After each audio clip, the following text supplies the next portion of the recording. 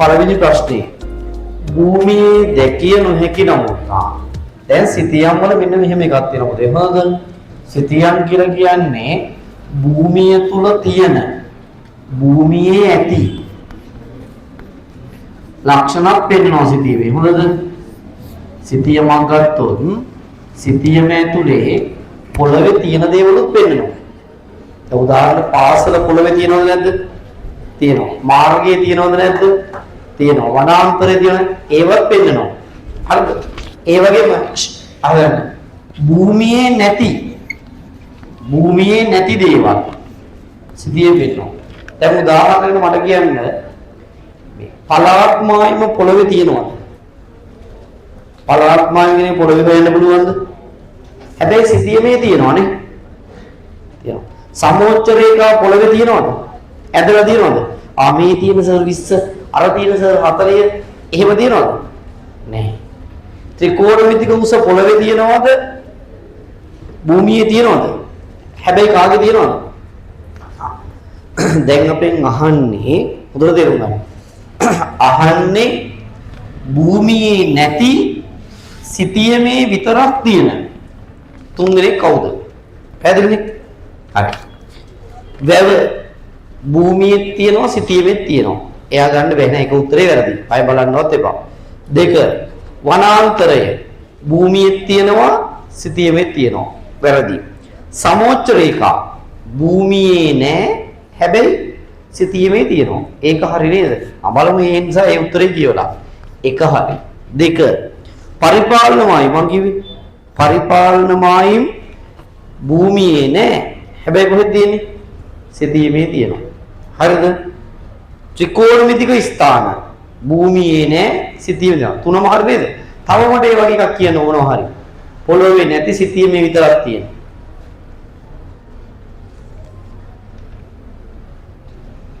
එනේ සංචාරක ස්ථාන එන්නේ සමගැමුණු රේඛා සිතියමේ අඳිනවා. සිතියමේ සමගැමුණු රේඛා අඳිනවා. හැබැයි ඇත්ත මුහුදට ගිය සමගැමුණු රේඛා තියෙනවද? නිලාවෙලි කියපොන්ද 9 මීටර 5 ගැඹුරු රේඛාව අර හතේ එක එහෙම නැහැ. තේරුණාද? එහෙනම් සමගැමුණු රේඛා ත්‍රිකෝණමිතික උස පරිපාලන මායිම් සමෝච්ච රේඛා වගේ දේවල් මොකේ නැද්ද? භූමියේ නැහැ. හැබැයි මොකේ තියෙනවද? සිතියේ තියෙනවා. උත්තරේ කවුද? උත්තරේ 3. උත්තරේ 3. 1.50 භූලක්ෂණ සිතියම් සඳහා අඳින ලද රේඛීය පරිමාණයක 1.50 රේඛා පරිමාණය මතකයි දන්නේ නැහැ. කීයෙන් කියලා මේ රේඛාව බෙදන්නේ? හොඳට අහගෙන ඉන්නේ. 1.50 කියන එකේ තේරුම මොකද්ද ළමයි? මොකද්ද මේකේ තේරුම? සිතියමේ සෙන්ටිමීටර් 2කින් භූමියේ කිලෝමීටර් 1ක් පෙන්වන සිතියක්. නේද? එතකොට රේඛා පරිමාණයකින් කරේ භූමියයි සිතියමයි අතර තියෙන මේ සම්බන්ධය මොකේ ඇඳද? රේඛාවක ඇඳපු එක කරේ. හරිද? එතකොට මෙතන බිඳුවයි මෙතන 1යි මෙතන 2යි කිලෝමීටර් දැම්මොත් මේ පැත්ත 1යි කිලෝමීටර් කියලා දැම්මොත් මෙතන දුර කිලෝමීටර් 1යි. එහෙනම් මෙතෙන්ට දුර සෙන්ටිමීටර් කීයක් තියෙනවද? 2ක් තියෙන්න ඕනේ. හරිද? දැන් අහන්නේ මොකද්ද? 1.50 භූලක්ෂණ අඳින ලද රේඛීය පරිමාණයක පළමු කිලෝමීටර් 1 බෙදා දක්වනු ලබන අණු කොටස් ගණන නිවැරදිව දැක්වෙන පිළිතුර. මේක නෙවෙයි අහන්නේ. සෙන්ටිමීටර කීයද කියලා අහන්නේ? නෑ. මොකක්ද අහන්නේ? මේක ඇතුළ බෙදෙන අණු කොටස්. මතකද බෙදුවා? අහගන්න මෙන්න මේ කැලේ බෙදපු හැටි අහන්නේ. පළමු කිලෝමීටර ඇතුළේ තියෙන අණු කොටස් බෙදෙන්නේ කොහොමද? හරි? ඔන්න තේරුම් ගන්න කතාවේ ඔන්න මම හතර හැටි කියනවා. සිතියමයි භූමියයි අතර සම්බන්ධ කරතු. භූමියේ කිලෝමීටර 1යිනේ. 1යි. සිතියමේ මේ දුර කොච්චරයි සෙන්ටිමීටර? 2යි. කොහොමද තියෙන්නේ? මෙතන බෙදෙන දුර සෙන්ටිමීටර 2යි. ඒක ඇතුළේ කොච්චරද පෙන්වන්නේ? කිලෝමීටර එකක් පෙන්වනවා. හරිද? හරි. දැන් මේ අණු කොටස් බෙදන්නේ ඇයි කියන්නකො මට? අණු කොටස් වලින් මොකද්ද පෙන්වන්නේ? මීටර් 100ක දුර අණු කොටසකින් පෙනෙන මීටර කීයක දුරද 100ක දුරක් තමයි පෙන්නන්නේ. තරගින්නේ අපි බෙදුවේ මීටර් 100 අණු කොටස් මතක ඇතිනේ. දැන් මතක නැද්ද දන්නේ නැහැ. ඒ නිසා අහගෙන ඉන්න. එතකොට මේ කෑල්ල බෙදන්නේ කීය කොටස් වලටද? මීටර 100 කොටස් වලට. හරිද කියන්නේ? එතකොට දැන් අපිට ඕනේ මේ භූමියේ මීටර 100ක් පෙන්වන්න මේ පැත්තේ කොච්චරද කියන හොයන්න ඕනේ. ඔක තමයි ප්‍රශ්නේ. හරි. එතකොට මම මේ කිලෝමීටර එක ලියනවා මීටර වලින් නම් කීයද? 1000යි. මීටර නම් 1000යි. මෙතන සෙන්ටිමීටර දෙක ලියනවා මිලිමීටර නම් කීයද? 20යි. සෙන්ටිමීටර දෙක මිලිමීටර නම් කීයද? 20යි. මේ පැත්ත මීටර 100ක් නේ කරන්න ඕනේ. ඒ නිසා මෙයා බෙදනවා කීයද? මේ පැත්ත මීටර 100ක් වෙන්නනා. මෙයා බෙදනවා 10ට. එතකොට මීටර කීයද? 100. එහෙනම් මෙයාත් මොකද ගන්නේ? 10න් බෙදනවා. කීයද? මිලිමීටර 2යි. මේ කෑල්ල බෙදන්නේ මිලිමීටර කීයේ කෑලි වලටද? 2 කෑලි වලට. මේ කෑල්ල බෙදන්නේ මිලිමීටර 2ට. ඒකේ තේරුම තමයි අහගන්න. තේරුම තමයි 1.50,000 සිතියමක මීටර 100ක් පෙන්වන්න මිලිමීටර කීයක් යනවද? 2ක් යනවා. අනිත් පැත්තට කොහොමත් අහ විභාගෙට.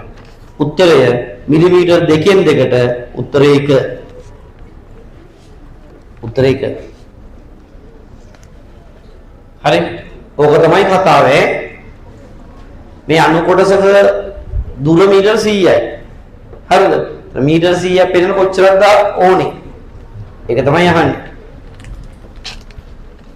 හරි.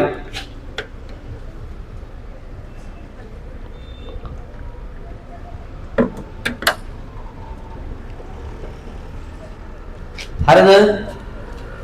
හරි නේද? right. එක හරි දෙක හරි. තුන්වෙනි ප්‍රශ්නේ යනවා. මෙම රූප සටහනේ ආකාරයට දිසා සටහන යොදාගෙන ඇති මෙට්‍රික් සිතියම විය යුත්තේ මේකේ ඇඳලා තියෙන මේ දිසා සටහන තියෙන්න පුළුවන්නේ ලංකාවේ මොන වෙබ් ෂීට් එකේද කියලා තමයි අහන්නේ. හරි? තියරිය මතකයිද?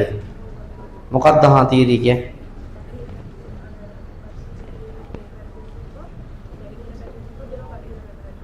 මොනවද බඩේ වෙතේ? හරියට කියන්න ඕනේ.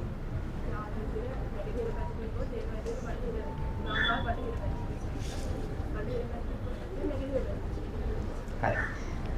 අහගන්නේ. ශ්‍රී ලංකාවේ මෙට්‍රික් සිතියන් අදිද්දී අපි පදනම් කරගත්ත ළමයි මතකද කොටු දෙලක් හැදුවා. කොටු දෙල අදින්න ගත්තේ කවුද? හරි. පිදුරු තලාගල කන්ද. හරිද? මේ පිදුරු තලාගල කන්දේ මේ පැත්තට අපි කියමු දේ නැගෙනහිර. මේ පැත්ත කවුද? නැගෙනහිර. මේ පැත්ත කවුද? බටහිර. හරිද? ලංකාවේ 1.50,000 මෙට්‍රික් සිතියම් වල දිශාව දක්වන විදි කීයක් තියෙනවද? 3ක් තියෙනවා. දිශා සටහනේ විදි 3යි. මෙහෙම තියෙනවා කවුද? සම්පූර්ණ ඊතලයක්. GN එක. මෙන්න මෙහෙම තියෙනවා මේකේ මුදේ තරු සලකුණා. TN එක true north එක. මේකේ දෙනවා ඊතලයකින් භාගයක්. ඒක MN එක.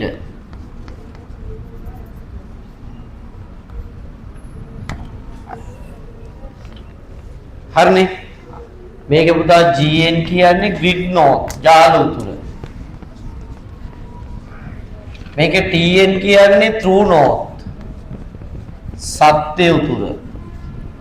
මේක MN කියන්නේ magnetic north චුම්බක උතුර.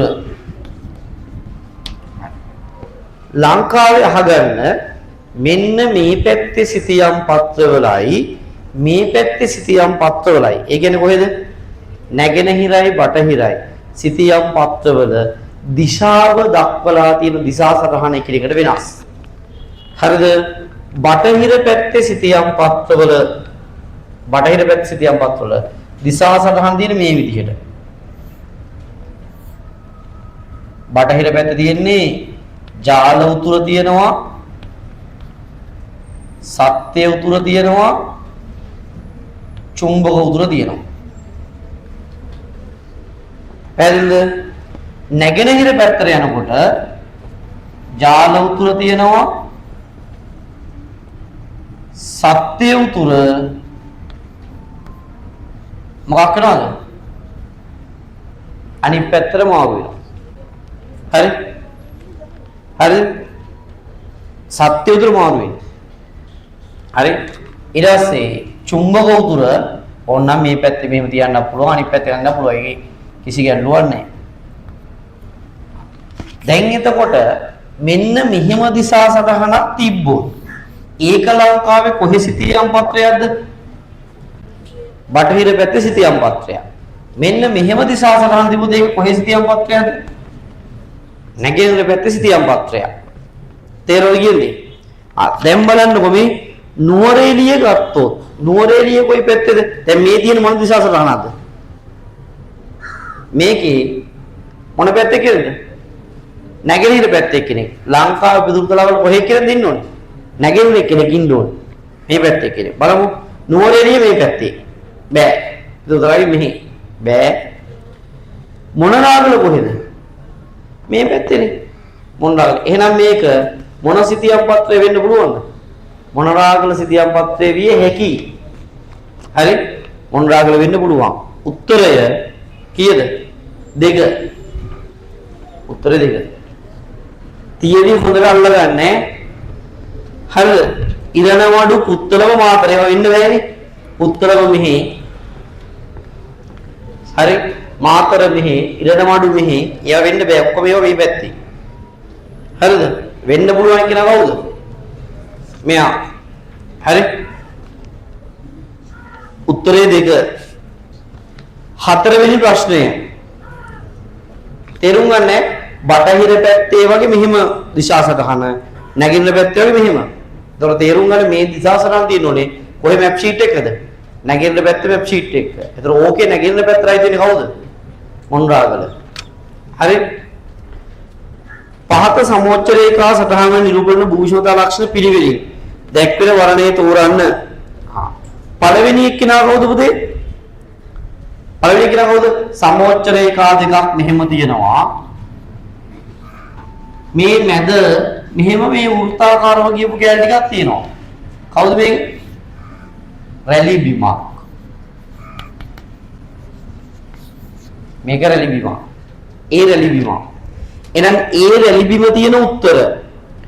ඒ රැලි බිම තියෙන කොහෙද? 2 3 5. අනිත් උත්තර ඔක්කොම වැරදි. 2 හරි 500 600 එහෙම නේ තියෙන්නේ. ඔව්. හරි මෙහෙම තියෙන්නේ. ඔහොම සමෝච්ච රේඛා යනවා. ඒකේ මෙහා 500යි මෙහා 600යි. එතකොට මේ පැත්ත පහත් බිම. මේ පැත්ත කවුද? උස් බිම. පහත් බිමේ ඉඳලා උස් බිමට සමෝච්ච රේඛා ගියොත් ඒක මොකද්ද? ඒක නිම්නයක්. එහෙනම් ඒ රැලි බිම 2 කවුද? නිම්නය. 2 නිම්නය. දැන් උත්තර වෙන්න පුළුවන් කවුද? 3 හෝ 5. දැන් 3 හෝ 5. හරිද? දැන් තුන්වෙනි එකට යන්න.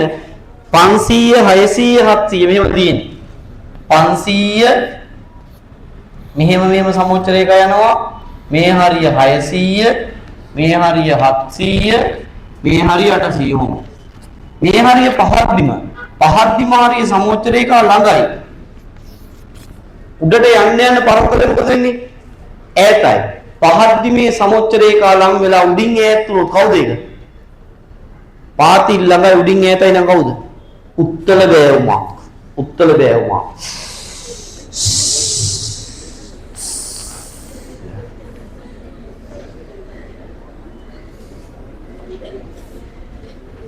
දැන් ඉවරයි ගැදලා යවලත් ඉවරයි අයාදින්න ප්‍රමාදේ. පැට්ටුත් දැන්. පාතින් ඈත් වෙලා උඩින් ලං වුණොත් කවුද? අවතලයි. ඒකත් බැරි නම් තොපි මොනුන්ද බං? අවතල උත්තර දෙන්න වැඩක් නැහැ. නිම්න නිරු ගන්න වැඩක් නැහැ. කපළු ගන්න වැඩක් නැහැ. තේරෙනවද? ඒ ටික ඕනෙම ටික වෙනව රහන්නේ. පහ භූගෝලීය තොරතුරු පද්ධතියේ ගඩංගු අවකාශීය දත්ත සඳහා උදාහරණය. අවකාශීය දත්ත කිව්වේ කාටද? භූමියේ අවකාශයේ ඉඩක් ගන්නවා. අනුරාධපුරේ යම් ඉඩක් අයිති වෙනවා නම් ඒ දත්තේට. අනුරාධපුර දිස්ත්‍රික්කයේ යම් ඉඩක් අයිති වෙනවා ඒකට. ඒක අපි සලකන්නේ මොකක් විදිහටද? අවකාශී දත්තයක්. ප්‍රදේශයක ජනසංඛ්‍යාවේ ප්‍රමාණයට අවකාශීයද? භෝග වගාවක බිම් ප්‍රමාණය. යම් භෝගයක් වගා ගන්න භූමියක් ඕනද නැද්ද? ඕනේ. ඒක හරි. ඒක අවකාශී දත්තයක්. උත්තරේ 2. මාර්ගයක දිග අවකාශීය නොවන දත්තයක්. හරි. ගැඹුරු ඒව අදාළ නැහැ. 6 මිනුම් මගින් ලබා ගන්නා දත්ත අයත් වන්නේ මිනුම් මොන දත්ත කාණ්ඩයටද අයිති වෙන්නේ? මිනුම් මොන දත්තයක්ද? ප්‍රාථමික දත්තයක්. මිනුම් ප්‍රාථමිකයි. පුද්ගලයේ ආයතනයක් කණ්ඩායමක් විසින් අලුතින්ම ගන්න දත්ත වලට කියන්නේ ප්‍රාථමික දත්ත. එතකොට මැනලා ගන්න දත්ත මොන දත්තද? ප්‍රාථමිකයි. ඒක ප්‍රාථමික දත්ත රැස් කිරීමේ මූල ආශ්‍රයයි. උත්තරය 3. පුද්ගල අදහස් ආකල්ප දැනගැනීමට උචිතම දත්ත රැස් කිරීමේ ක්‍රමය. මැනලා අදහස් දැක්විය හැකිද? අදහස් මයින්ඩ් පුළුවන්ද? බෑ. ඒක හරියන්නේ නැහැ. නිරීක්ෂණය කළ අදහස් දක්වන්න පුළුවන්ද? බෑ. සම්මුඛ සාකච්ඡා තිබ්බොත් එයත් එක්ක කතා කරනවා. ඔයා කැමතිද මේ දේශපාලන ක්‍රමයට? ඔයා කැමති නැද්ද මේකට? ඔයාගේ අදහස එහෙම පුළුවන් නේද දත්ත ගන්න. එහෙනම් හොඳ මේක මොකක්ද? සම්මුඛ සාකච්ඡා. 3 GPS තාක්ෂණය තුල මුලින්ම කක්ෂගත කළ චන්ද්‍රිකාව. පළවෙනි GPS චන්ද්‍රිකාව කියන්නේ මොකක්ද කියලාද? නැවාස්ටර් 1. නැවාස්ටර් 1 TETA දෙකම කියනවා. ඇයි මේකට නැවාස්ටර් එක කියන්නේ? ඔහු ඒ කියන්නේ. ඇයි මේ පළවෙනි චන්ද්‍රිකාව නැවාස්ටර් එක කියන්නේ? අහගන්න. දැන් අපි ඕක GPS කියලා කිව්වට ළමයි මේකේ මුල් නම මොකද්ද? නැවාස්ටර් නේ? navigation timing and ranging. තේරෙනවද? ඒක තමයි මුල් නම. එසයි නැවාස්ටර් නැවාස්ටර් පද්ධතිය පළවෙනි චන්ද්‍රිකාව නිසා මේකට කොහොමද කියද? නැවාස්ටර් 1 කියලා. උත්තරය 5.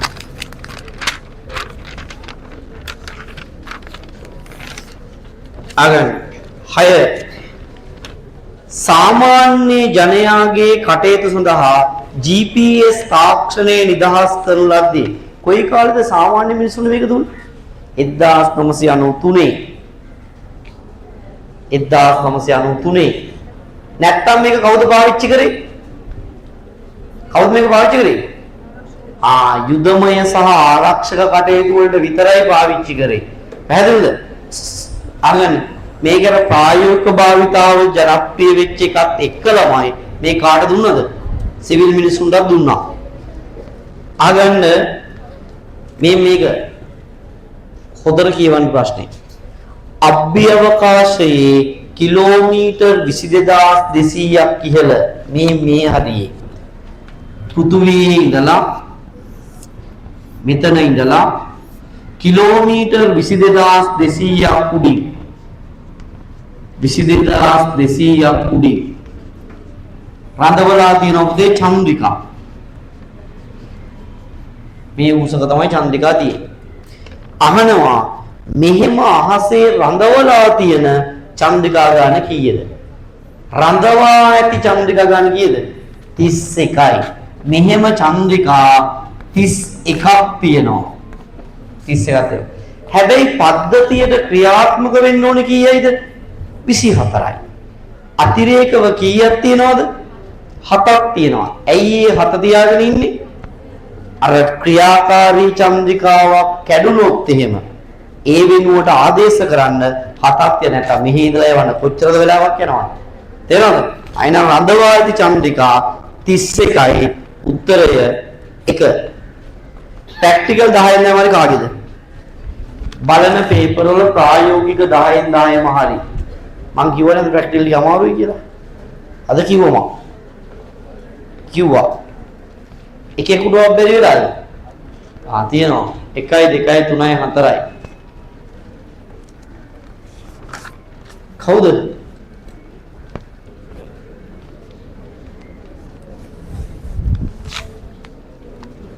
හිරුෂි. කාගේද හිරුෂි? එයාගේ. අය හිරුනිකා දෙව්මිනි අංජලි ගගනි හරි ප්‍රැක්ටිකල් 10න් දැමරි කෙල්ලෝ 4 දෙනෙක්ගේ සර් පස්වෙනි පාරේ නගරයක පිහිටීම ගන්න බෑ නගරයක පිහිටීම පොයින්ට් ඩේට් එකක් ස්ථානීය දත්තයක් විතරයි ඒක බහ ගන්න බෑ තේරුණා කියන්නේ ඒකට ඉඩක් අයිති වෙන්නේ නැහැ අනුරාධපුරය කියලා කියන එක නිකන් නාම මාත්‍රයි හරිද සර් උත්තර දෙක හිස්තැනේ ලියලා තියෙනවා නමත් ලියලා නැහැ ඌ වෙන පොරක් ඒ කියන්නේ ඌ ඕනේ වගලා දෙක ගහපුවම වැරද්දා දෙක දන්නේ නැති නම් දෙක කරගන්න සර් MCQ ගහන ටෙක්නොලොජි ටිකක් තියෙනවද අර මම දැකලා මකර වීඩියෝ එකක් දාලා අර සුද්දෙක් කරවි මොනවාරි වතුර සීන් එකද කියන්නේ ටෙක්නොලොජි ඔව් ටිකක් තියෙන්න ඕනේ ඒක අදුවේ අනේ මගේ චූටි සර් ඔයා මාර ලස්සනයි කිරිසුදු හා පැන්චෙක් වගේ ඒ කාලේ වයිෆුත් කිව්වා දැන් නම් හත පහකටවත් ගණන් ගන්නෑ කනවා නම් කාපම් බොරපම් බීපන් ඉතියනේ එහෙම තමයි කිව්වේ උසස් පෙර උසස් විදියට කරන්න ඕන නිසාමයි ජෝක් උදේ කරන්නේ ඒ අර මොලේ අර උරාගේ මොහොත වරමද එහෙම කියන්නේ කතාව යා පොඩි සීන් එහෙම තියෙනවා පොඩි සීන් එකක් උසස් පෙරට උසස් විදියට ඉන්න නම් මොනවද කරන්න ඕන ජෝක් උදේ කරන්න ඕන ඒක උඹලට තේරෙන්නේ කැම්පස් කියපුවාම හරිද කැම්පස් එකේ නිකන් රෙස්පෙක්ට් එකක් තියාගෙන ඉන්න ඕනේ වෙනම GIS ලැබ් එකක් තියෙනවා වෙන ඩිපාර්ට්මන්ට් වල උන්ට නෑ හරිද යකෝ අරුන්ට විතරයි GIS ලැබ් එකක් තියෙන්නේ උන්ට විතරයි හැම මාසෙම ෆීල්ඩ් ට්‍රිප් 3ක් විතර යන්නේ ඈ ඔය 2.5 සබ්ජෙක්ට් කරපුවාම ඉන්නේ රවිරිත් කරන මම එහෙම කියන්නේ 2.5 අවුරුදු 7 වගේ තියෙනවා අනිවාර්යයෙන් ඒක අද ෆොටෝස් ටික අද අප්ලෝඩ් කරනවා අවුරුදු 7 තියෙනවා අනිවාර්යෙන් තියෙනවා ඒකට මේ නැටුම් කන්නෑමක් කියමු පුරුදු වෙන්නේ ඇඳුම් එහෙම ගන්න චීත්තයක් එහෙම ගන්න සර් අද හරි අමාරුයි අප්පා ඒක නිසා සින්දුවක් කියන්න දෙන්න ඕ අපි එක දවසක් පන්ති නවත්තලා ගීතේ කරමු එහෙම නැත්නම් තව මොකක් හරි කරමු ඊට අමතරව ඈ එහෙම කරමු මේ රිවිෂන් දවසේකට පාවිච්චි කරමු මට දිනපොත ගන්න වෙන්නේ නැහැ ඈ මං සින්දු කියන්න බෑ කියන්නේ මම බෑ කියන දෙයම මං කවදාවත් බෑ කියලා දෙනවද අපි ලබන සතියේ සෞන්දර්ය සින්දු කියමුද බෑ සම්ද බෑ අංගහරවද කියමුද බදාට මට බෑ බ්‍රහස්පතින්ද කියමුද ඔව් සිකුරාට මට බෑ හරි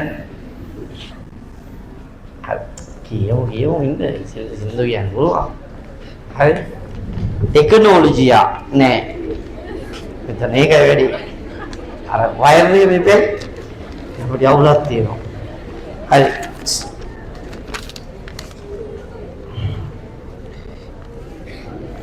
භෞතික ප්‍රශ්න 15කට යනවා අර පෘථිවි අභ්‍යන්තර හරය සීමාවේදී සෙල්සියස් අංශක 6000ක් දක්වා ඉහළ යාමට හේතුවක් ලෙස සැලකිය හැක්කේ පුතේ දැන් අපි දන්නවානේ පෘථිවියේ මේ අභ්‍යන්තර හරයේ උෂ්ණත්වය සූර්යයාගේ මතුපිට උෂ්ණත්වයට සමානයි.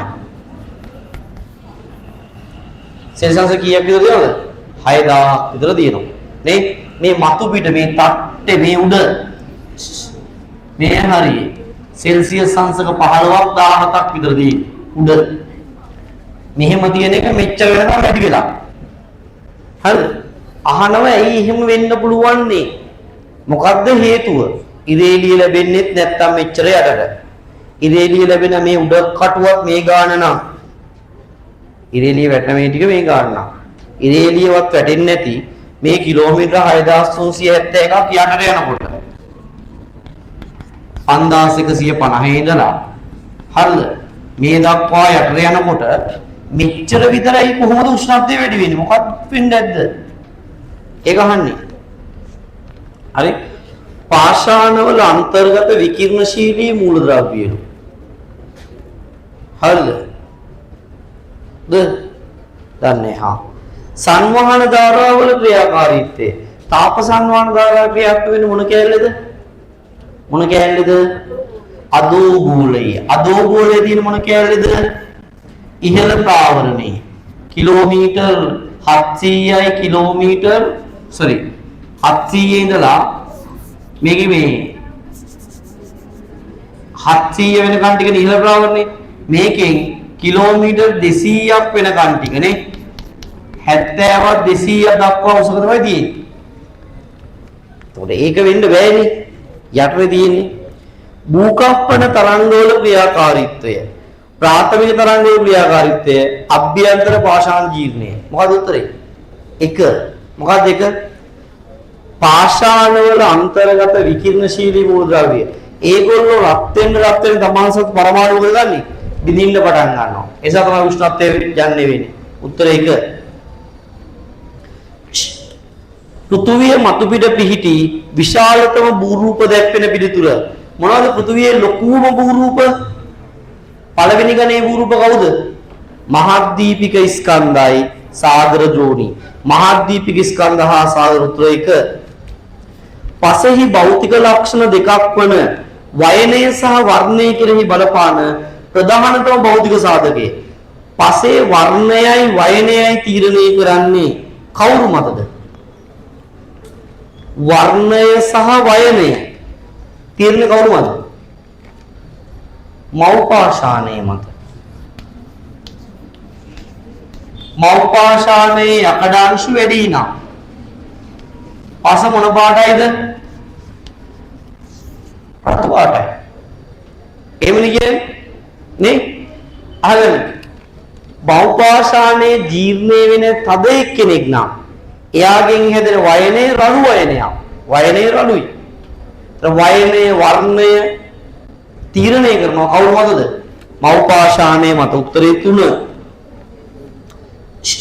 14 යාවද ශ්‍රී ලංකා සිටීමේ AB ලෙස දක්වා ඇත්තේ මැණික් ව්‍යාප්ති ප්‍රදේශ දෙකකි. ඒ පිළිවෙලින් ඒ කවුද පුතේ? ඒ කවුද? ඇලහැර. මැණික් ලංකාවේදී ඇලහැර. B කවුද? ඔක්කම්පිටිය. ඇලහැර සහ ඔක්කම්පිටිය. උත්තරය 4. උත්තරය 4. එක තීරුවේ දක්ව ලැබෙන ප්‍රධාන ගිනි කඳු දෙක තීරුවේ රටවල් සමග පිළිවෙලින් පෙළ ගැස්සූ විට මට අටකල් කියන්න ඉස්සරලියමු. ෆූජියාමා ජපානයේ නම් B. එකට B එන්න ඕනේ. හෙක්ලා හිමයා දෙකම අයිස්ලන්තයේ E. B එන්න ඕනේ E එන්න ඕනේ. ක්‍රැකටෝවා ඉන්දුනීසියාවේ ක්‍රැකටෝවා ඒ කියන්නේ C. සාන්ත හෙලේනා ඇමරිකාවේ A.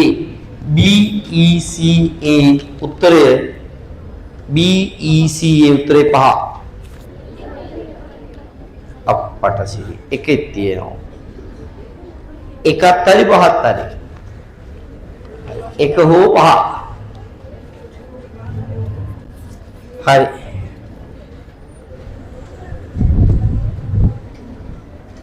මේ වුණා මම කියන්න දන්නේ මේ දෙමළෙන් කියලාද කොහෙද වලදී කුණු හරපද දන්නේ නැහැ.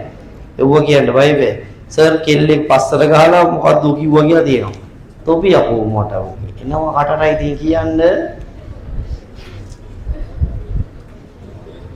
කෙල්ල පස්සට ගහනකම් ඉතින් ඉන්නවනම් ඒකගේ පිරිමිකමක් නෑ. ඌ වෙනම කලිසම කරලා බලන්නේ කොල්ලෙක්ද කියලා.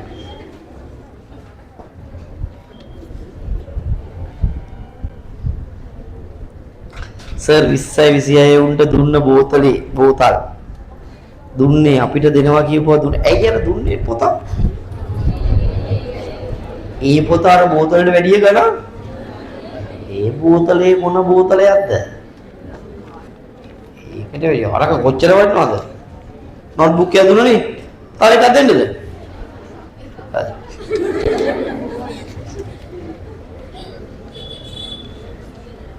ඒ ගෙදර බෝතල් ටිකක් තිබ්බ නේද බා? ඈ? තියනවද නේද? එව්ව දෙමු බා. ගෙදර තියෙන බෝතල් ටික. ඌ අපේ ගිහිල්ලා දිනවා අය මේවා කරනවා. අර මට ඒක වදයක් වෙලා ගියන්ලා දෙනවා. ඉන්නකො. පේපර් එකක් දුන්නාට පස්සේ 1 2 3 3 දෙනාටම දෙනවා. ඇයි? ඈ? මේ ඊළඟ 1 2 3ට බෝතල්. හරි. මතක් කරගන්න. හරි. ආතතිය චලන. මොකද්ද ආතතිය වෙනවා කියන්නේ? බලවේග දෙකක් මෙහෙම දෙපැත්ත ගමන් කරන එක. කොහොම? එහෙද? ඒතර ආතතිය වුණ පාෂා විස්තරේ මොකද වෙන්නේ දෙවෙනිම? මෙහෙම තියෙන පාෂාවේ මෙහෙම දෙපැත්තට ගියොත් මොකද වෙන්නේ? බින්දෙනවා මෙතනින්. කැරපා. එතකොට වෙන්නේ මොනවද? විභේද. ආතතිය වුණොත් වෙන්නේ විභේද. අහන්නේ විභේද වර්ග. එහෙම කියලා නෑ. එහෙම කියලා නෑ. තේරෙනවද? එහෙම කිව්වේ නෑ. විභේද තුනක නම් කියලා කිව්වේ නෑ. ආතතිය වුණොත්. ඒතකොට දැන් මෙයා අහට ගියොත් මෙතනින් මෙයා අරහෙට ගියොත් අර මේ කැරල කැඩෙනවනේ. එහෙම කැඩුනහම කියන්නේ විභේදයක්. නේ? ඒතකොට විභේද වර්ග තුනක්. සම්මිතික බැම්බරදී උලංගි විභේදය, සුභේදය, උඩුකුරු විභේදය. හරිනේ? උත්තරේ දෙක. 17 ශ්‍රී ලංකාවේ ඛනිජ හා සම්බන්ධ නිවැරදි ප්‍රකාශය. ඛනිජ ගැන හරියට අහනවා. හරියට කියලා ප්‍රකාශ කීපයක් තියෙනවා. විලගෙදර සේරුවාවිල ප්‍රදේශවල මැග්නනයිට් යපස් දෙය හැකිය.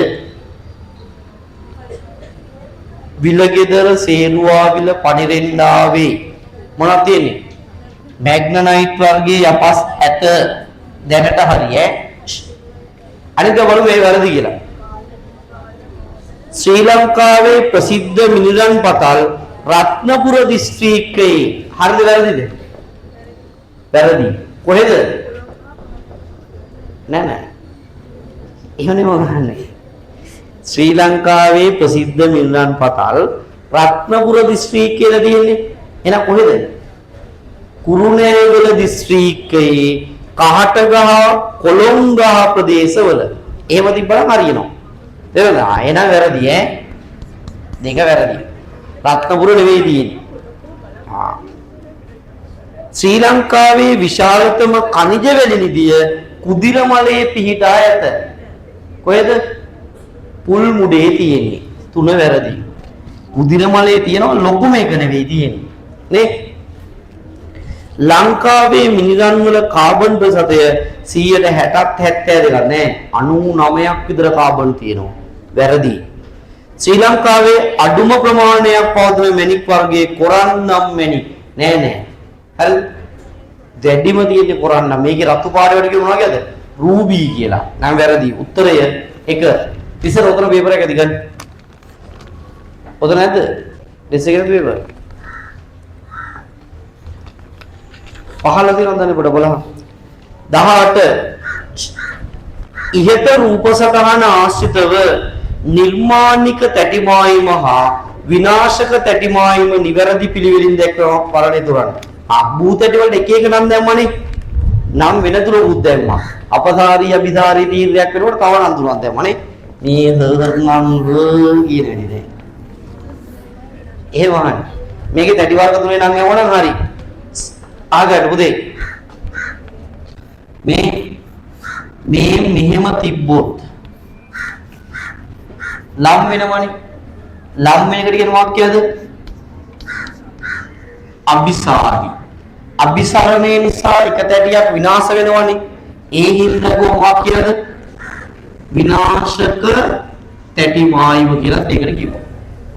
නේ මේ මෙහෙම තැටි දෙක මෙහෙම දෙපැත්තට ගියොත් ඒකට කො වාක්‍යයද? අපසාරී චලන. මෙහෙම ඈත් වුණාම අර ඇතුළේ තියෙන නැග්ම එනවා. අලුතින් දූපත් ඇදෙනවා, මධ්‍ය සාගරික වැටි ඇදෙනවා, සාගර පතුල ඇදෙනවා. අලුත් දේවල් එකතු වුණා පොළොවට. ඒ නිසා මේකට කියන වාක්‍යයද? නිර්මාණාත්මක තැටි මායිම කියලා කියනවා. හරිද? මේ මෙහෙම භූතටි දෙකක් යනවා නම් ඒකට කියන්නේ තීර්යයක් තැටි මායිම. මේකට කියනවා විනාශ නොවන තැටි මායිම. දැන් අහන්නේ පුතේ මේකේ දාලා තින්නේ තීර්යයක් එකට C දාලා. අපි අපසාරියකට A දාලා. අபிසාරියකට B දාලා. අහන්නේ හොඳට තේරුම් ගන්න වචන. නිර්මාණික තැටි මායිම. එහෙනම් අපසාරී. අපසාරී. හා විනාශකාරී තැටි මායිම. B. පිළිවෙලින් දැක්වෙන වර්ණය. පිළිවෙලට තියෙන්න ඕනේ මේ දෙක පිළිවෙලට. A හා B කියන උත්තරේ. උත්තරය 5. උත්තරේ 5. හරිනේ? ගංගාවක පරිණත අවස්ථාවේ දෙකිය හැකි ලක්ෂණය. ගඟේ අවස්ථා තුනයි. කවුද අවස්ථා තුන? යෞවන අවස්ථාවයි, පරිණත අවස්ථාවයි, උද අවස්ථාවයි. යෞවන අවස්ථාවේ ගඟ මොකද කරන්නේ පුතේ? කාදනය කරනවා. පරිණත අවස්ථාවේ ගඟ මොකද කරන්නේ? පරිවහනය කරනවා. උද අවස්ථාවේ ගඟ මොකද කරන්නේ පුතේ? නිදිසාදනය කරනවා. ඕකනේ කරන්නේ. ආගන්න. දැන් අහනවා මෙන්න මෙයාගේ ලක්ෂණ ටිකක් ඈ. බලමු. අධික බෑවුම් ස්වභාවයක් ගන්නවා. නෑනේ. ඒක මේ යෞවන අවස්ථාවේ එක. නේ? එක වැරදි. පතුල් සංඝර්ෂණේ පතුලට හැරෙන්නේ කොයි අවස්ථාවේද? මේ අවස්ථාවේ. දෙකක් මේකේ ලක්ෂණයක්. අතුගංගා රසක් එකතු වී ජල ප්‍රමාණය ඉහළ යනවා. හරි. ඒක මේකේ සීන් එකක්. හරි. නිදිසාදන ක්‍රියාවලිය නෑ. ඒක මේකේ එකක්. ගංගා පාලිත අධික ජලයේ හිමින් යන්නේ මේකේ. එහෙනම් උත්තරේ මොකද? උත්තරේ මොකද? 3. දේශගුණික වෙනස් වීම කෙරෙහි බලපාන බාහිර ක්‍රියාවලියක් දැක්වෙන වර්ණය එළිය වෙන එකක් අහන්නේ. අහගන්න පුතේ. දැන් මෙහෙම තියෙනවනේ. මේ පෘථුවියයි. මේ පෘථුවියයි මේක වටේට තියෙන වායු ගෝලය තියෙනවනේ. මේකේ සිදුවන සංසිද්ධි හින්දා මේ දෙන්නගේ වෙන සංසිද්ධි හින්දා මොනවා හරි දේශුන් ලස්සන නම් ඒවට කියන මොන ක්‍රියාවද? අභ්‍යන්තර ක්‍රියා. මේකෙන් එළිය වෙන සිද්ධි තියෙනවනේ. ඒවට අපි කියනවා කියලාද? බාහිර ක්‍රියා. දැන් අපෙන් අහන්නේ බාහිර ක්‍රියාවලිය. හරිතාගාර ආචරණය වෙන වායු ගෝලයේනේ. එහෙනම් ඒක අභ්‍යන්තරයි. එක අභ්‍යන්තර එකක්. ගිනි කඳු පුරන්නේ මේකේනේ. එහෙනම් ඒකත් අභ්‍යන්තරයි. සාගරික සම මේකේනේ සාගරේ තියෙන්නේ ඒකත් අභ්‍යන්තරයි. සූර්ය ලප මේ සූර්ය ලප ඇති වෙන්නේ ඉරේ. ඉරේ ඇති වෙන ලප. එතකොට ඉර තියෙන්නේ කොහෙද? මේකෙන් එළියේ. එහෙනම් ඒක කවුද? බාහිරයි. එහෙනම් සූර්ය ලප බාහිරයි. උත්තරය 4. ලානීනා කියන්නේ සාගරයේ සිසිල් වෙන එක. එහෙනම් ඒක අභ්‍යන්තරයි. මේ ඔක්කොම අභ්‍යන්තරයි. මේක විතරයි කවුද? බාහිර. හරිනේ? ශ්‍රී ලංකාවේ පාෂාණ කලාප අතරින් කොණ්ඩලයිට් සහ චර්නෝකයිට් පාෂාණ දෙකේ හැක්කේ කොහෙද? උස්බිම් ශ්‍රේණියේ උපවර්ග දෙකක් ඒක. උස්බිම් ශ්‍රේණිය තුල තියෙන්නේ. උත්තර 1. මේකත් වරද්දලා අපව මට නම් කේන් තියෙනවා. ලංකාවේ භූමියේ වැඩිම ප්‍රමාණයක් තියෙන මොනවද? මැටි බං. උඹලගේ ඔළුවලත් එක්ක ගත්තාම වරද්ද ගන්න එපා. මැටි. උත්තරේ 5. පහත දැක්වෙන්නේ ශ්‍රී ලංකාවේ පාංශු ගණයක ලක්ෂණ කීපයකි. ආගන්න කඳු හා රැලි භූ දර්ශනයක් තුල පවතී. මේ කඳු හරි මෙහෙම රැලි ගහනු තැන්වලලු තියෙන්නේ. මනා ජල වහනයක් සිද්ධ වෙනවලු. කෙසෙල් කොකෝවා වගා කරනවලු. කවුද මේක? තෙත් කලාපේ පාංශු ගණයක් රතු දුඹුරු ලැටසෝල් පස. උත්තරය 4. මේවා තියෙනවා නම් මට කියන්න මේ. උදේ කැකිල්ල නැත්නම් වනවගාව. ඒක මොකද්ද? රතු කහ පොඩි සුලි කහ. ඊළඟ නිවර්තන කලාපීය ධාන්‍ය වර්ග වගා කරන්නේ. රතු දුඹුරු පසේ. වී වගාව, එළවලු වගාව වගේ දේවල් වගා කරන්නේ. දියලු පසේ. ඒව මතක තියාගන්නේ. හරි. තැටි භූකාරක කල්පිතේ ඉදිරිපත් වූයේ. හරි. අර තැටි භූකාරක කල්පිතේ කියන්නේ මොකද්ද? පෘථුවියේ ශිලා මූලයේ දෙන මොන වගේද? භූ තැටි වලින් ඒ භූ තැටි පෘථුවිය අභ්‍යන්තරයේ සංවහන ධාරාවන්ගේ බලපෑමෙන් එහෙට මෙහෙට චලනය වෙනවා. ඕම් ඔය අදහස ඉදිරිපත් කරා කවුද? ආතර් හෝම් සහ හෙන්රි හේම්ස් ඇතුළු පිරිසක්. කොයි කාලෙද? හරි.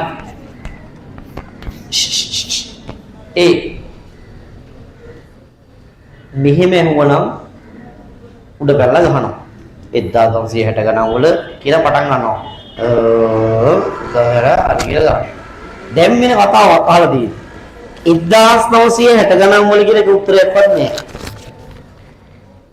අහන්නේ මොන සියවසේද?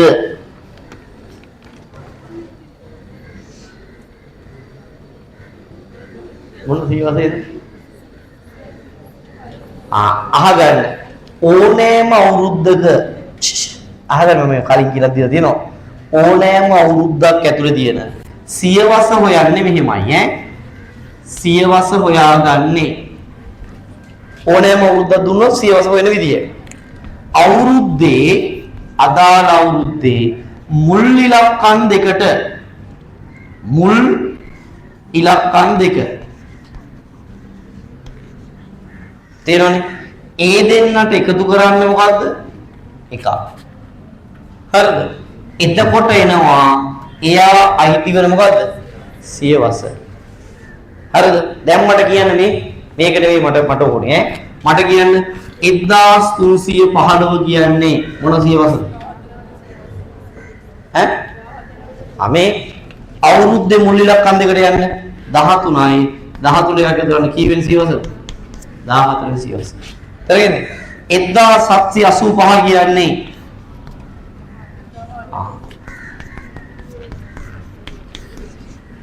එහෙනම් 1960 කියන්නේ කවුද? තේරෙනවද කියන්නේ? සියවස හොයාගන්නේ කොහොමද? අවුරුද්දේ මුල් ඉලක්කම් දෙකට එකතු කරන්න එකක් එකතු කරනවා සියවස. පැහැදිලිද? හරිද? තේරුණාද? දැන් අහන්නේ ඒතර 20 වල සියවස වෙන්න ඕනේ. ඊළඟට දශකය. දශකය කියන්නේ මොකද්ද? දශකය හොයන්නේ අග ඉලක්කම් ටික තියෙනවනේ. අග ඉලක්කම් දෙක. ඒක බෙදන්න 10යි.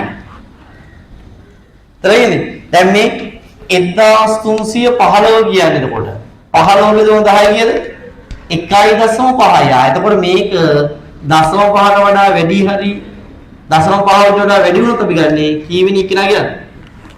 දෙක කියන. තේරෙන්නේ? මට කියන්නේ මේක කොහොමද? 8.5 වෙනි සියවස කියන්නේ දශකය කියන්නේ මෙතන 0.5 ඊට වඩා වැඩි නම් මේකට යක් වටේනවා 9. තේරෙන්නේ? මේක කීයද? කීයද? තේරෙනවද? මේක බැරි වෙලා හරි 0.5ට වැඩි අඩු වුණොත් එන්න ගන්න කීයද? පූර්ව සංඛ්‍යාව. ඒ කියන්නේ මෙහෙම හිතන්න ඔබේ 1734 දිනනවා. දැන් මේක බෙදුවොත් 10න් කීයද? 3.4යි. දැන් කීයද ගන්නේ? 3. පැහැදිලිද? මේක 0.5 ඊට වඩා වැඩි වුණොත් ගන්නේ කීයද කියලා මේකට එකක් වටේ. තේරෙනවද? අයනම් 1060 කියන කවුද? 19 ටිකක දුර 20යි 20 වෙන සියවසේ 60 බෙදෙනවා 10න් කීයද? 6 වෙනි දශකයේ. හරිනේ. 20 වෙන සියවසේ 6 වෙනි දශකයේ තුල උත්තරය 2.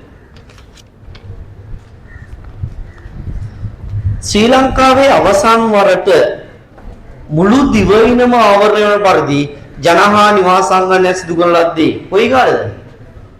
මේ ගිය අවුරුද්දේ 2024.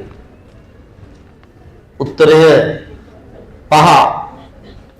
2012ක හරිය ඒකෙත් ලංකාවම කව වුණා. හැබැයි අහලා තියෙන්නේ හිම නෙවෙයිනේ.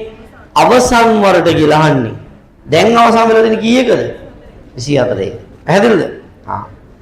ලෝක ජනසංඛ්‍යාවේ ගතිකත්වයේ කෙරේ බලපාන පහත සරල සූත්‍රය වලින් දක්වා ඇත.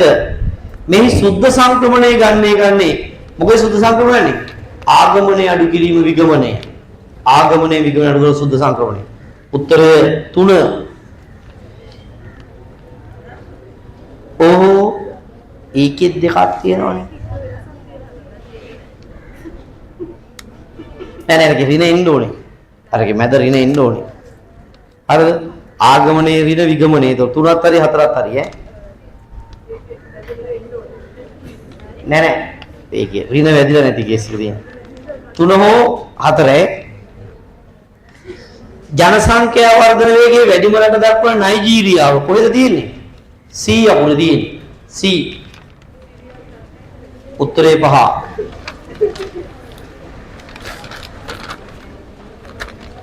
මෑත කාලයේදී අභ්‍යන්තර යුද ගැටුම් හේතුවෙන් යුරෝපීය හා අප්‍රිකානු රටවල සරණාගත සංක්‍රමණ සිදු වූ ප්‍රබෝධ රටක් වන සිරියාව තියෙන්නේ. සිරියාව තියෙන්නේ E වල. D ළඟ තියෙන්නේ කවුද? D වල තියෙන්නේ කවුද? පාකිස්තානය. A වල තියෙන්නේ කවුද?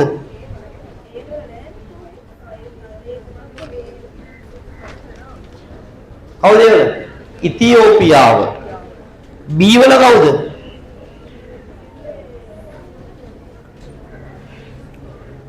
මෙක්සිකෝව. B මෙක්සිකෝව. හරිද? ඔය පාඩ කරලා තියෙන ලොකුම රට කවුද මෙතන? බ්‍රසීලය. ඒකේ F වෙන්න ඕනේ. ඒකේ F අකුර වැදලා නැහැ. එතන මේකේ E සිරියාව. E උත්තර 1. භෞතික දුර වැඩිලු. ගෙවල් අතර දුර වැඩිලු. ගෙවල් අතර දුරට තමයි කියන්නේ භෞතික දුර කියලා. නිවාසයක අතර දුර. එහෙම කොහොමද දන්නවනේ ඒකයි භෞතික දුර කියන්නේ. භෞතික දුර වැඩි. සමාජ දුර අඩුයි. ගමේ හැමෝම ගමේ ඉන්න මිනිස්සු හඳුනනව නේද? දුරස්ථභාවය අඩුයි. ජනසංඛ්‍යාව අඩුයි. මෙම ලක්ෂණ බව තින්නේ කොහෙද? ග්‍රාමීය ජනාවාස. උත්තරේ 4. එකම ස්ථානයක අඛණ්ඩව පිහිටා ඇති. එකම ස්ථානයක අඛණ්ඩව තියෙනවලු. වෙනස් වෙන්නේ නෑලු. එහෙනම් කවුද? ස්ථාවරයි. ස්ථාවරයි. ඕම වචන තීරුම් ගන්න. ස්ථාවරයි. ප්‍රාථමික ආර්ථික කටයුතු විතරයිලු කරන්නේ. ප්‍රාථමික ආර්ථික කටයුතු කරන්නේ මොනවද? ග්‍රාමීය. එහෙනම් මොන ජනාවාසද?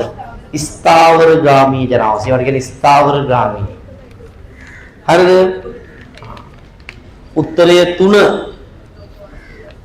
කිසියම් ආකාරයක විධිමත් බවක් සහිත ජනාවාස වී ඇතනම් ඒ වාරණේ පිළිවෙලකට ජනාවාස විහිදුනොත් එනේ වගේද? සවිදිනේ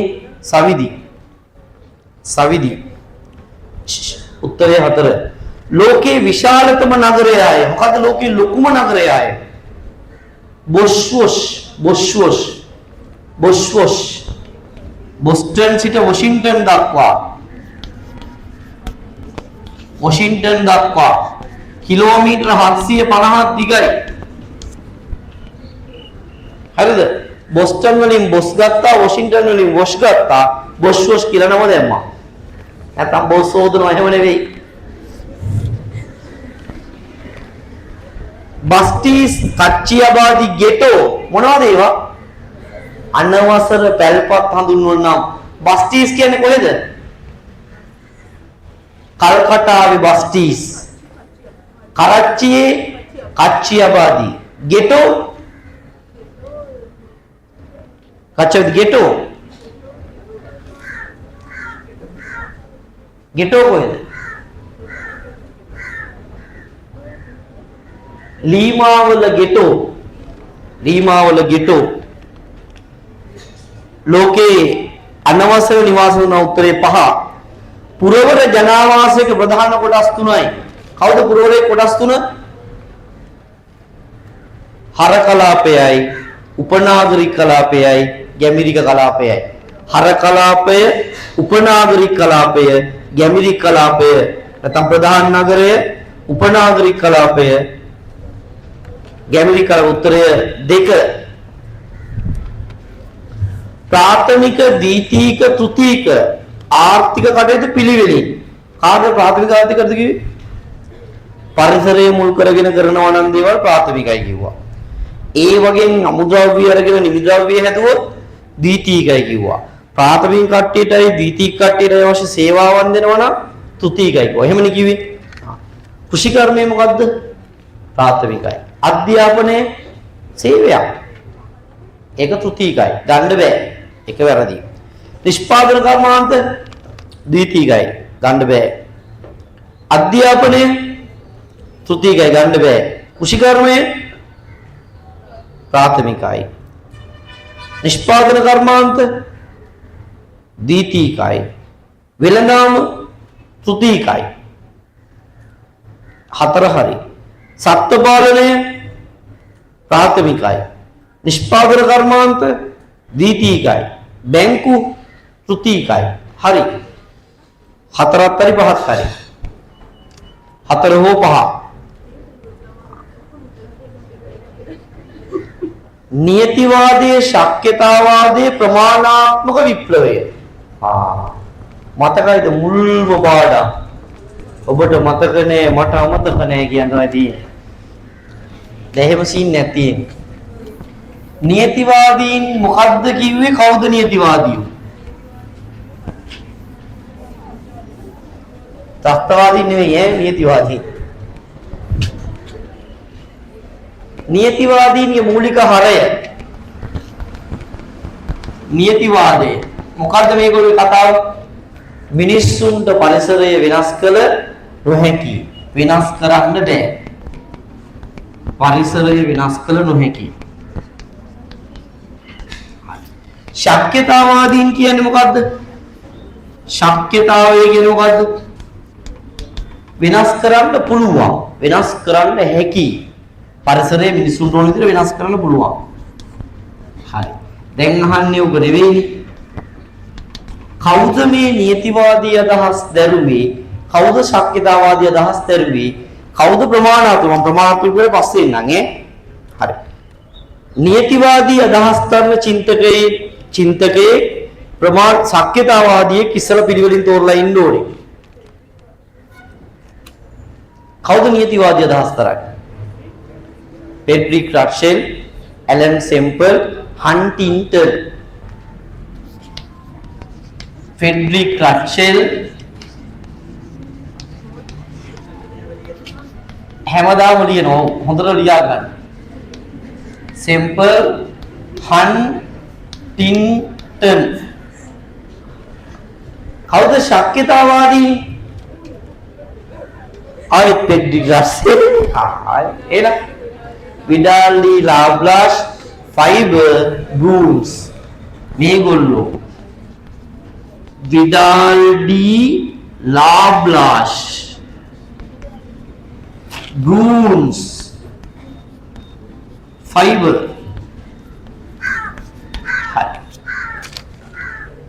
හරිද? දැන් අහන්න පුළුවන් මේ නියතිවාදීන් පමණක්, ශක්්‍යතාවාදීන් පමණක්. මේවා සිලබස් වල තියෙනේ නෑ උඹලගේ. ජෝග්‍රෆි වල හැඳින්වීම. ඒ වගේ තියෙනවා මේ පාඩම් හරිද? ඊළඟට මොකද්ද ප්‍රමාණාත්මක විප්ලවය කියන්නේ? හරි. මොකද්ද ප්‍රමාණාත්මක විප්ලවය කියන්නේ? 1960 ගණන් වලදී භූගෝල විද්‍යාවේ ශීඝ්‍ර වර්ධනයක් ඇති වෙච්ච එක නේද? එතකොට ඒකට එක එක රටවල් චින්තකයෝ දාලා ඇමරිකාවේ කට්ටිය බ්‍රයන් බේරි, විලියම් බන්ජි නේ, ඊට පස්සේ මහා බ්‍රිතාන්‍ය පීටර් හැගඩ්, ඩේවිඩ් හාවි, රිචඩ් මෝලි වගේ අය, ස්වීඩනයේ හෙගල් ස්ට්‍රෑන්ඩ් වගේ අය නේ උදව් වුණා. දැන් බලමු අහන නියතිවාදී ෆෙඩරික් රක්චෙල් හරි ඇලන් සෙම්පල් නේනේ ඌත් නියතිවාදීන්නේ එක වැරදි. දෙක විඩාල් ඩී ලාබ්ලාස් ශක්්‍යතාවාදීන්නේ වැරදි. තුන එඩ්මල් කාන්ට් නෑනේ ඒගොල්ලෝ ප්‍රමාණාත්මක විප්ලවයේ වැරදි. හතර ඉරටොස්තිනස් නෑ මිනිස්සයා භූගෝල විද්‍යාව නිකන් දාර්ශනික පදනමක් නැතුව හඳුන්වා දුන්න කට්ටිය. පහ ෆෙඩරික් රක්චෙල් හරි විඩාල් ඩී ලාබ්ලාස් හරි එඩ්මල් කාන්ට් හරි උත්තරේ පහ. උත්තරේ පහ. ලෝකේ ප්‍රථම වර්ග හඳුනාගත් නගරයය. ලෝකේ පළවෙනි නගරය මොකද්ද? නෑ බොස්ෆොස්. ලොකු මේකයි පළවෙනි එකයි දෙක මේක බොස්ෆොස්. එක බොස්ෆොස්. ඔව්. ටොකයිඩෝ කොහෙද? ජපානයේ. චිපිට් කොහෙද? ඇමරිකාවේ චිකාගෝ සිට පිට්ස්බර්ග්. සැම්සන් කොහෙද? සෑන් ෆ්‍රැන්සිස්කෝ සිට ලොස් ඇන්ජලිස් ඇමරිකාවේ. රයින් රූවර් කියන්නේ නගරය යට වේ නාගරික සාමූහිකයක් යුරෝපයේ. උත්තර 3 34 මේකත් මතක තියාගන්න. මුලින් ජනාවාස වී පසුව ජන හායනයට ලක්වන ජනාවාස හඳුන්වන්නේ. ඒක අහගන්න. ඔයාලගේ සිලබස් එක කතා කරන්නේ මම නිකන් ඔය පොඩි ආතල් එක්ක වගේ දැන් මේ නිකන් දැනගෙන ඉන්න. හරි. වෙනත් නගර කියලා කැලලක් තියෙනවා. මේ මෙහෙම නගර සෙට් එකක් ඈ. භූගෝලීය නගරය. මම නාගරීකරණය කියන්නේ චුට්ටක් කියනවා. නීත්‍යානුකූල නගරය. ප්‍රථමතා නගරය. හොල්මන් නගර. ඔව් ස්කූබිඩෝ කියන මේ තියෙන්නේ මේ හරි. භූගෝලීය නගරය කියලා කියන්නේ ළමයි භූගෝල විද්‍යාඥයින්ට අනුව නාගරික ලක්ෂණ පෙන්වන නගරය. දැන් ජියෝග්‍රැෆි කරන කෙනෙකුට අනුව නාගරිකයේ තියෙන ලක්ෂණ තියෙනවනේ. හරිද? නාගරික ලක්ෂණ විතරක් තියෙන. රට පිළිගන්නේ හැබැයි ඒකේ මොන ලක්ෂණ තියෙනවද? නාගරික ලක්ෂණ තියෙනවා නම් අන්න ඒවට කියනවා භූගෝලීය නගරය. නීත්‍යානුකූල නගරය කියන්නේ මොකද්ද? රට නිල වශයෙන් පිළිගන්න නගර. හැබැයි ඒ වගේ මොනව නැද්ද? නාගරික ලක්ෂණ නැහැ. ඔය දැන් අර බිරිඳයි අනියම් බිරිඳ වගේ සීන් එකක්. මේක නිකන් අනියම් බිරිඳ වගේ. මේක නීත්‍යානුකූල බිරිඳ. සමහරට කසාද බැඳලා ඉන්නවා. දෙන්න සතුටින් නෙවෙයි ඉන්නේ. සතුටින් නෑ. හැබැයි නීතියෙන් එයා තමයි බිරිඳ.